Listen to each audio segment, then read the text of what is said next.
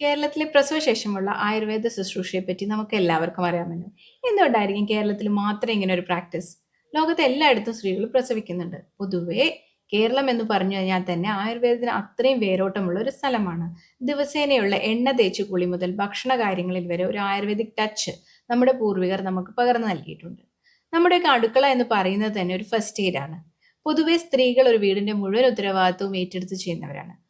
കാണുമ്പോൾ ചെറിയ ചെറിയ ജോലികളാണെന്ന് തോന്നുമെങ്കിൽ കൂടി ഒരുപാട് ശാരീരികവും മാനസികവുമായ ആയാസം ഉണ്ടാകുന്ന പണികളാണിത്. ഞാൻ കണ്ടിടത്തോളം നമ്മുടെ തൊട്ടുമുന്നത്തെ തലമുറയിലെ സ്ത്രീകൾ ഇനിയൊരു രക്ഷയില്ല എന്ന് കണ്ടാൽ മാത്രമേ സ്വന്തം ആരോഗ്യത്തിന് വേണ്ടി ഒരു ബ്രേക്ക് എടുക്കാറുള്ളൂ.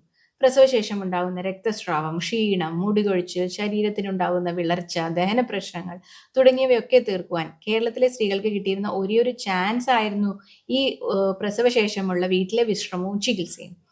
ഇന്ന് അത് ആയുർവേദ ആസ്പത്രികൾ ഏറ്റെടുത്തു എന്ന് മാത്രം.